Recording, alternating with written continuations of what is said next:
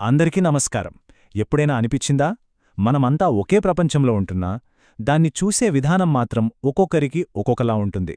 ఎందుకలా? దీని వెనుక ఓ అదృశ్యమైన సాంస్కృతిక ప్రోగ్రామింగ్ ఉంటుంది.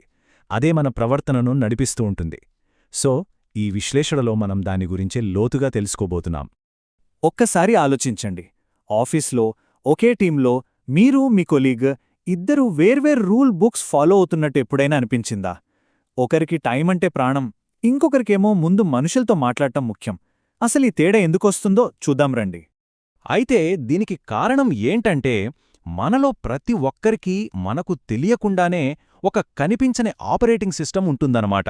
ఇది మనం పెరిగిన సంస్కృతి నుంచి మన బ్రెయిన్లో ఇన్స్టాల్ అయిపోతుంది. మనం ఎలా ఆలోచించాలి, ఎలా నడుచుకోవాలి అనేదంతా ఇదే డిసైడ్ చేస్తుంది.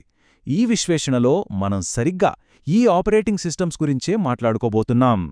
సరే, మరి ఈ ఆపరేటింగ్ సిస్టమ్స్లో ఉండే తేడాల్లోకి వెళ్తే మొదటిది చాలా ముఖ్యమైనది టైం.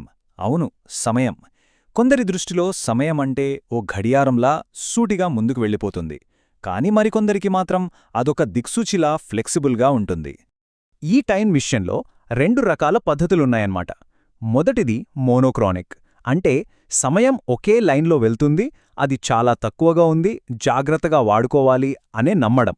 ఇక రెండోది పాలిక్రానిక్. వీళ్ల దృష్టిలో సమయం చాలా ఉంటుంది, దాన్ని మనకు అనుకూలంగా మార్చుకోవచ్చు అనుకుంటారు.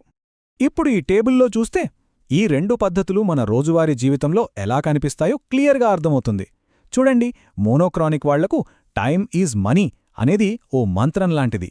అక్కడ లేటుగా వెళ్లారంటే అవతల వాళ్లని అవమానించినట్టే. కానీ పాలిక్రానిక్ సంస్కృతుల్లో రిలేషన్షిప్స్ ముందు, షెడ్యూల్స్ తర్వాతే. అందుకే కాస్త అటూ ఇటూ అయినా సర్దుకుపోతారు. ఈ పట్టికలో మిగిలిన తేడాలు కూడా చూడొచ్చు.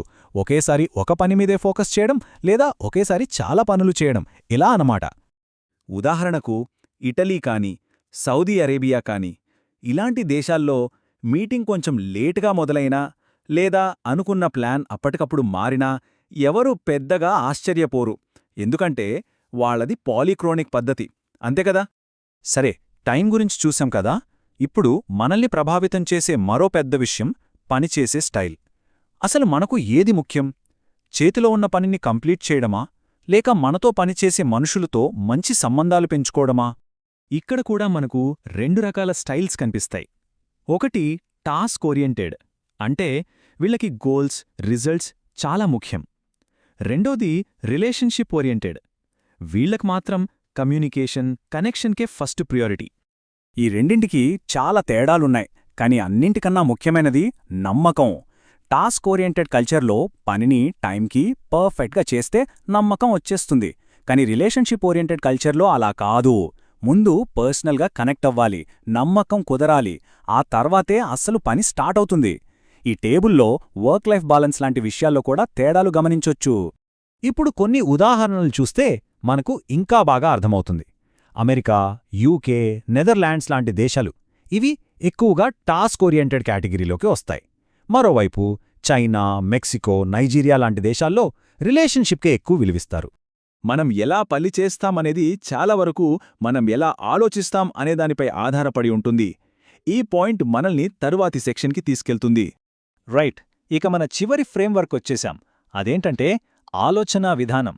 అంటే వేర్వేరు కల్చర్స్లో ప్రాబ్లమ్స్ని సాల్వ్ చేయడానికి, ప్లాన్స్ వేయడానికి ఎలాంటి పద్ధతులు పాటిస్తారు అనేది. దీంట్లో కూడా రెండు రకాలు. మొదటిది లీనియర్ థింకింగ్, అంటే స్టెప్ బై స్టెప్ అన్నమాట. ఏ తర్వాత బి, బి తర్వాత సి, ఇలా ఒకదాని తర్వాత ఒకటి లాజికల్గా వెళ్లడం. దీనికి కంప్లీట్ ఆపోజిట్ హోలిస్టిక్ థింకింగ్, అంటే అన్ని ముక్కల్ని ఒకేసారి కలిపి ఒక పెద్ద చిత్రాన్ని చూడటం. ఈ టేబుల్ చూస్తే ఈ తేడా ఇంకా క్లియర్గా తెలుస్తుంది. లీనియర్ థింకింగ్ వాళ్ళు ఎజెండాకి స్టిక్ అయి ఉండాలనుకుంటారు, ప్లాన్ నుంచి కొంచెం పక్కకు వెళ్ళినా ఇష్టపడరు. అదే హోలిస్టిక్ థింకింగ్ వాళ్ళు మధ్యలో మార్పులు వస్తే చాలా నార్మల్గా తీసుకుంటారు. ఎందుకంటే కొన్నిసార్లు ఇలాంటి మార్పుల వల్లే కొత్త ఐడియాలొస్తాయని వాళ్ళు నమ్ముతారు. ఉదాహరణకి అమెరికా, ఆస్ట్రేలియా, స్విట్జర్లాండ్ లాంటి దేశాల్లో లీనియర్ థింకింగ్ స్టైల్ ఎక్కువగా ఉంటుంది. అదే బ్రెజిల్, ఈజిప్ట్, ఇటలీ లాంటి దేశాల్లోకి వెళ్తే అక్కడ హోలిస్టిక్ థింకింగ్ విధానం ఎక్కువగా కనిపిస్తుంది. సో ఇప్పటివరకు మనం 3 ముఖ్యమైన ఫ్రేమ్వర్క్లు చూశాం. ఇప్పుడు అసలు ప్రశ్న ఏంటంటే, మన ఆపరేటింగ్ సిస్టమ్ ఏది? అంటే మనలో ప్రతి ఒక్కరం టైంని, పనిని, ఆలోచనల్ని ఎలా చూస్తాం? అయితే ఇక్కడ మనం గుర్తుపెట్టుకోవాల్సిన ఒకే ఒక్క విషయం ఉంది. అదేంటంటే ఇందులో ఏది బెటర్, ఏది వరస్ట్ అని ఏదీ లేదు. అన్నీ వేర్వేరు పద్ధతులు అంతే. మనం చెయ్యాల్సిందల్లా అవతలి వాళ్ల స్క్రిప్ట్ ఏంటో అర్థం చేసుకోవడం. అదే మంచి కోఆర్డినేషన్కి అసలైన సీక్రెట్. కాబట్టి ఈ విశ్లేషణను ఒక ప్రశ్నతో ముగిద్దాం. మనలో మనం ఏ రూల్ బుక్ని ఫాలో అవుతున్నాం? ఇంకా ముఖ్యంగా మన పద్ధతి మనతో పనిచేసే వేరే రూల్ బుక్ ఉన్న సహోద్యోగికి ఎలా కనిపిస్తూ ఉండొచ్చో ఒకసారి ఆలోచించండి.